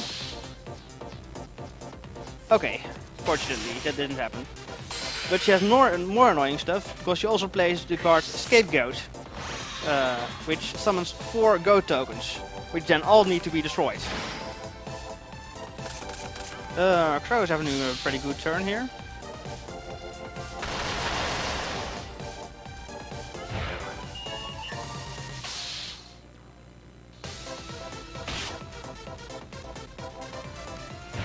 So, this might just be a 5 turn, which would really be amazing.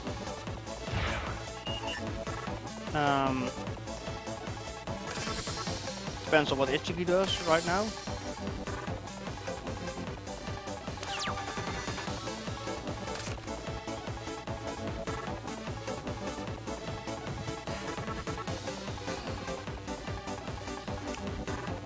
So yeah, they have less than 3,000 life points left. Now they have a bit more. But We've got plenty on the field to get him down, I think, though. yeah.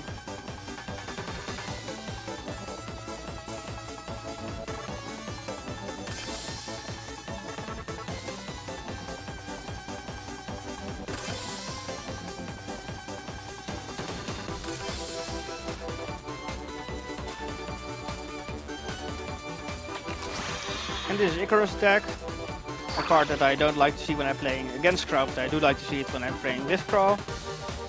You need to sacrifice Winged Beast monster, and then you get to destroy 2 of your opponent's cards.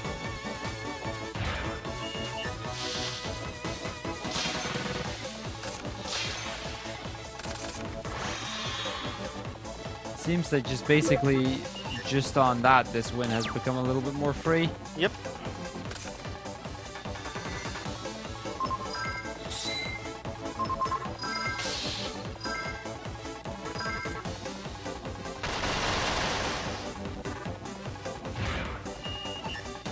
More attack.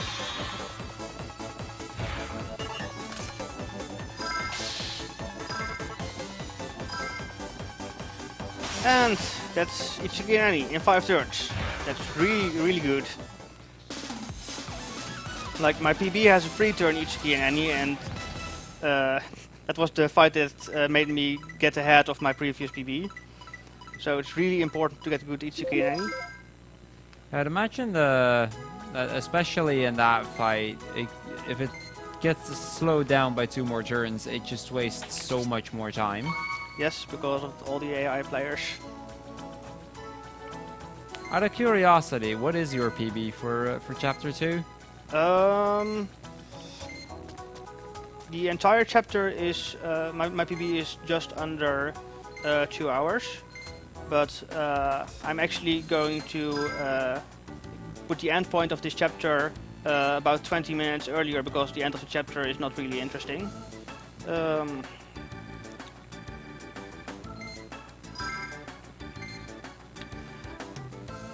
So we're going for the last turf battle. So it's 3 more duels until we conquered all of Satellite, and also 3 more duels until the end of this run. I mean, we've seen a pretty good run up to this point, I think. We haven't seen any duels that really ended up trolling. Yes. So, let's see what the last few duels will have in store.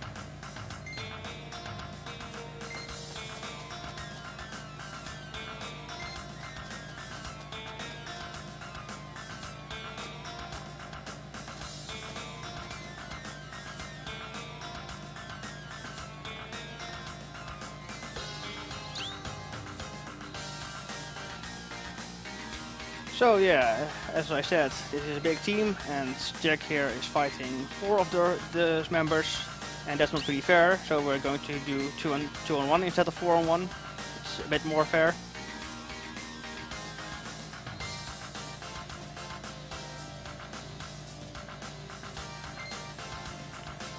So before we fight them, we're going to save. Is there a big chance of losing these fights, or? No, but if you lose, you get set back to the last save point. And usually my last save point is for the race. Oh, no, wait. It was in the second turf duel when I got the... Yeah, so it would set you back a lot more than you'd like to. Yes.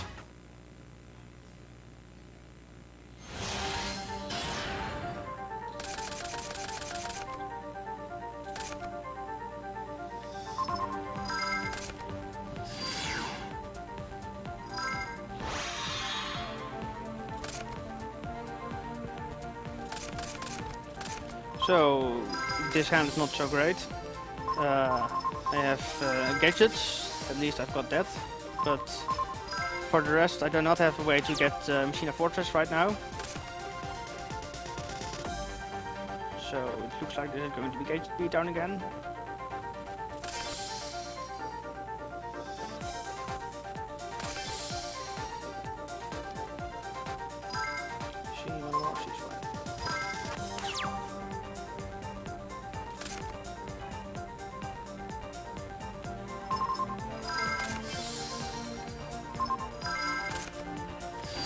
So at this point, it's basically looking like it's going to be a battle of the gadgets, at least until Yes. you get something else. Fortunately, I do have Metal Morph here, so it's pretty certain that I will get over their face down monsters. What's the highest they can go for? Give me a second. 2200. And then my monster would go up to 2100. So, yeah, there's one monster in their combined decks that I cannot get over at this point. Seems reasonable enough.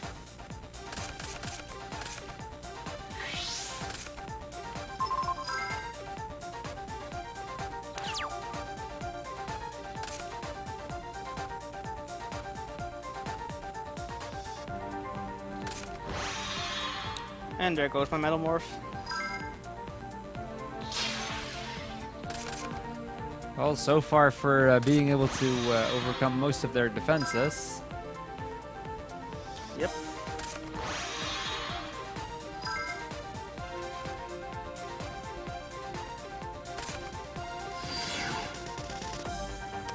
Ooh, that's a lot of attack on his end as well. Yeah, but I don't really mind because I have Raigeki Blade face down. Ah, that's true.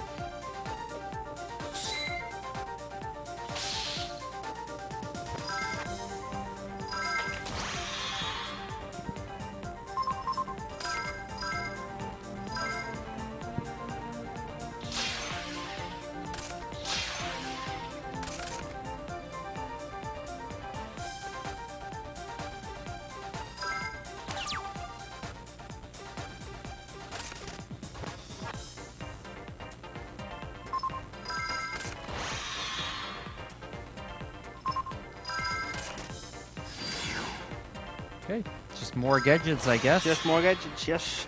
That's all I can do now. It really does seem to be one of those fights where you don't really get anything. Especially like the actual powerful stuff. Yeah. Basically, I don't get Fortress, so then I need to depend on my gadgets.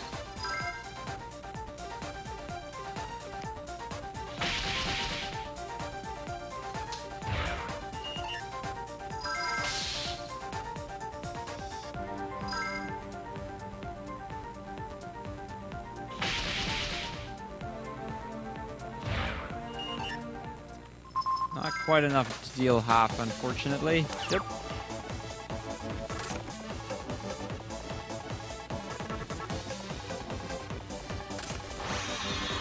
Okay, this is lightning vortex. And this were all my monsters. That is painful. Yes, My god, this fight is really, really trolling you, isn't it? it is.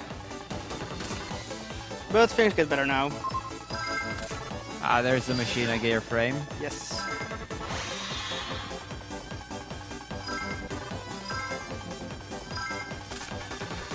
So I have enough damage on board. Let's hope he does not have a card that destroys my monsters. One of these guys runs Mirror Force, so that's not fun to run into. Oh, we'll know soon enough. Yep. Nope, no Mirror Force. He would have activated it here. Granted, I think he had it closed off Oh, for yeah. a while already, so Maybe so. that seems like a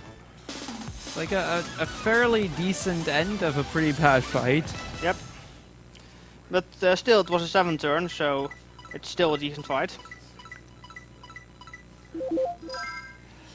So, 2 more duels to go. One more 1 against 2. And then the boss of this gang.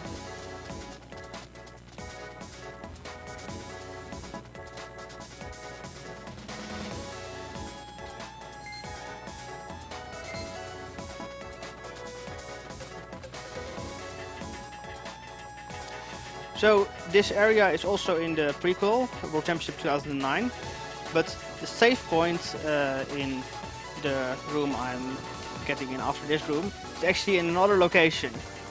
So fortunately I know now where it is. It's there and not down, where it is in the other game. I just look really silly if I walk down and do nothing down. So, second to last duel. These guys really should not be playing together. One of them plays a Koakimaru deck, which has monsters that require you to reveal a certain type of monster in your hand in order to keep them on the field. And the other guy does not have those monsters. So they destroy themselves after 2 turns. Ah, it does look like Michi's on there. Nice. It's incorrectly spelled, though. Doesn't matter. Is this another inside joke I'm missing? Michi was a runner that basically commentated half the marathon last month. Oh, okay. First on Lufia, and he did Animal Crossing as well, among I believe 1 or 2 others. So he was on commentary basically the entire thing. It was pretty interesting.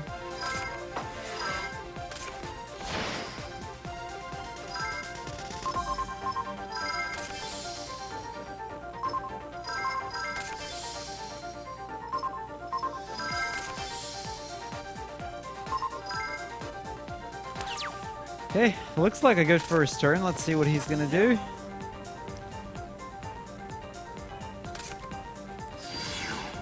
So yeah, the head treble. Yes, I did. Well, this is a good move anyway. So rare metal morph gives a bit more attack, 500 instead of 300. However, it does not have the effect of giving the monster more attack when it attacks an opponent's monster. Still leads to enough to get a kill and get some damage on him already. Yep. I mean, it's just chip damage at the end of the day, but I guess all those little bits might just end up helping as well. So yeah, these guys also play Mirror Force. So just to be safe, I'm going to equip my gear frame to my fortress.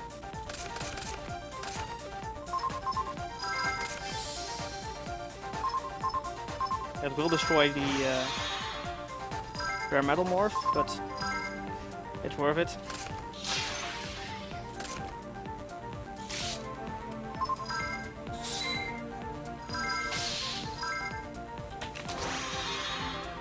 Okay. Can I stop that? No, I can't. Half of 2100 is 1015. So I can shrink him here.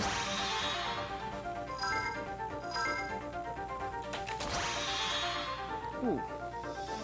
It's Okay. becoming quite a chain here. Yes. So he just negated my shrink, so I cannot actually defeat him here. So I have to use my other monster.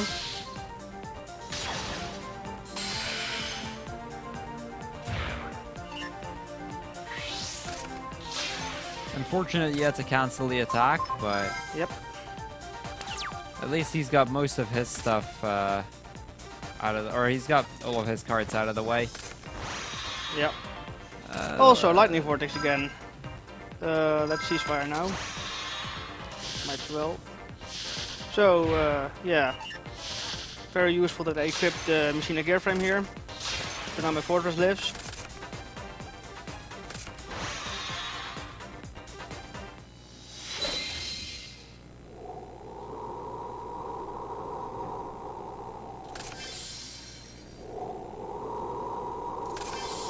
What an awful wind sound, to be honest.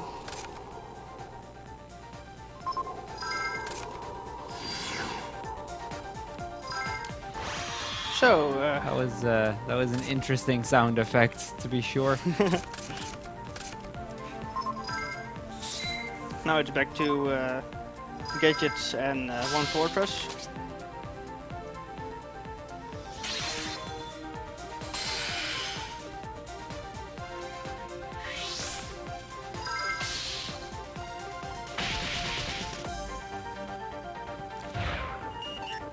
Fortunately, I managed to get most of his cards out of the way. Now I hope. Still a good amount of damage that you need to deal. Yes. Nice. He summoned the Guardian, and now his Guardian is gone.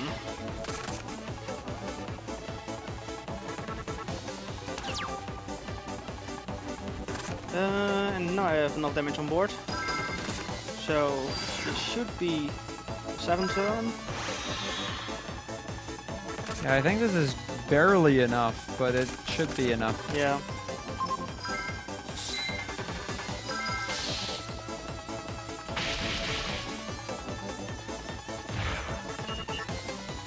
Yeah, there we go. It's like 300 over what you needed, Yes. or 200, 200 even. even.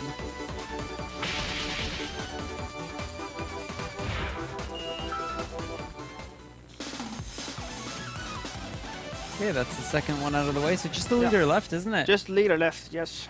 Time wasn't too long after that fight, was it? No. It's a couple of text boxes. Okay, Then- so I mean it's been a solid run all in all. Yes. And the time is there to prove it as well. Yes.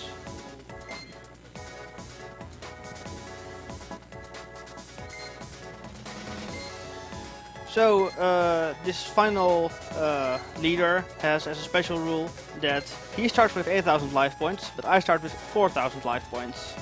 Oh, that's a bit unfair. Yes, it is. Also, there's a puzzle here, and I ignore it. There's some treasure here, but I really don't need the treasure, especially not this late into the run. So, Yusha is falling off the building. He fell into another trap. That's a bit savage over a card game. Yep. I mean, we earlier had people trying to crush us under a rock. So- That's true. I guess people in this world take a card game way too serious. Well, I mean, if you can use it to get control over an entire town, I mean... Fair. That's fair. So yeah, we have to stop this guy, Yushizawa, from throwing cannon off the building. And it's very important that we don't leave them alone. So, what we're going to do is... we're going to walk away. And Yep. save. Gotta make that safety save. And also I need to edit my deck again. Because I start with less life points, I actually add some life gain cards. I guess while you edit the deck, Indy, how about you go tell our lovely viewers at home about the charity we're supporting? Society. The Dutch Cancer Society is a nationwide organization for cancer-related work in the Netherlands. Their aim is less cancer, more cure, and a better quality of life for cancer patients.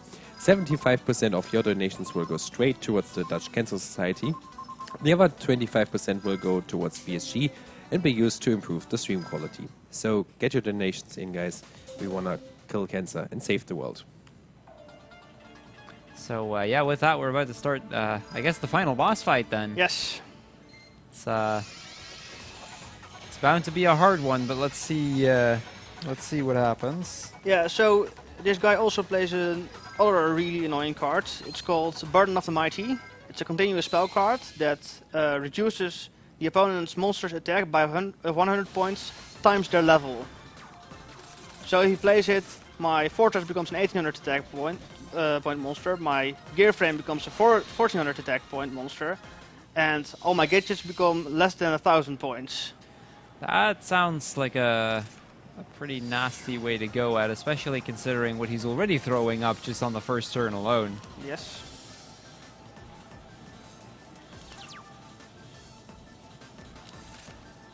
My hand is decent. I would have liked to go first with this hand, but it's fine. I have lots of removal here. So I'm saving the Dust Tornado specifically for Burden of the Mighty. You only place one of them, but it's really annoying when you see them. Also, I'm just going to kill all my Swell and Trap card Solnus.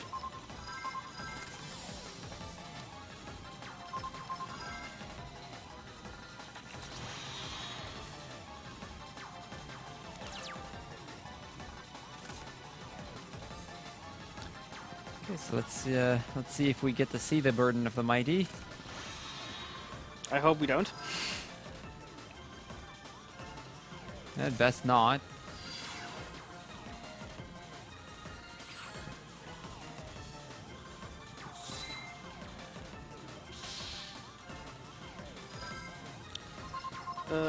So, unfortunately, I cannot let these guys destroy my...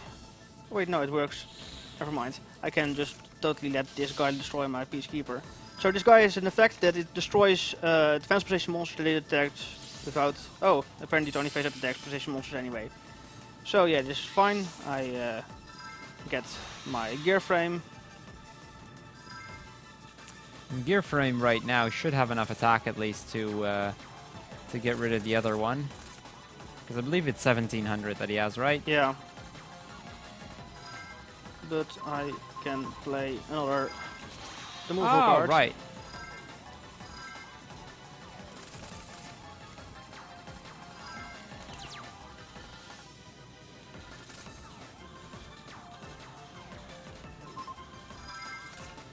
That card would have been nice to have drawn on the first turn. Oh, I guess we'll see soon enough whether it'll still come into play at some point. Yes. Unfortunately, I cannot summon Fortress here because I need another machine monster to discard. Nope. Ooh, the ultimate offering. Nope. Dust Tornado that thing.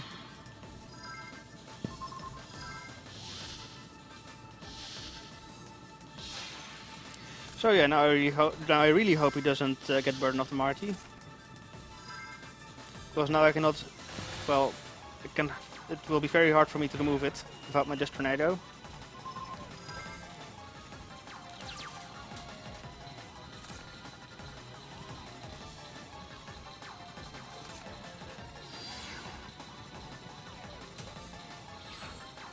Also that card gets a counter whenever you normal summon a 6 Samurai monster, and when it has 2 counters you can set it to the graveyard to draw 2 cards, which is what he just did. So, I would really like to draw a monster here. Thank you. So now I can... yeah, the right order is to summon first.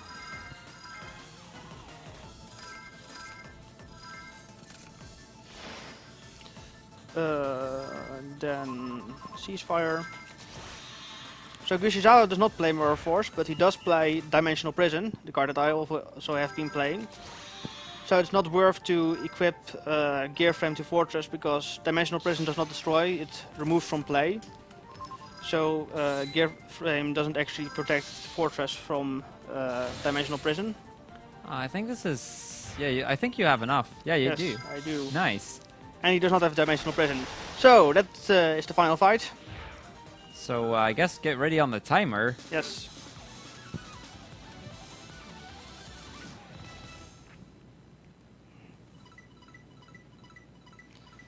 So yeah, it was overall a really good run. I think I have only the stall guy was 9 turns both times, and the rest was 8 turns or faster. All in all, they were pretty fast fights all round, and, Yes. and no fights that actually killed you either. Yes.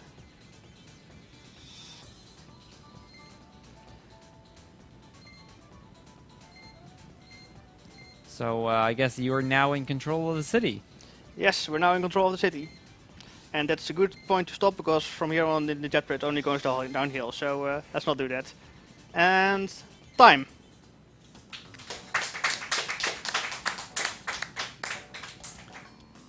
Well, thank you for watching. And what's the next run? We've got Yoshi's Island Oh, coming yeah, up. Yoshi's so Island. we're gonna keep up with the DS theme that we have.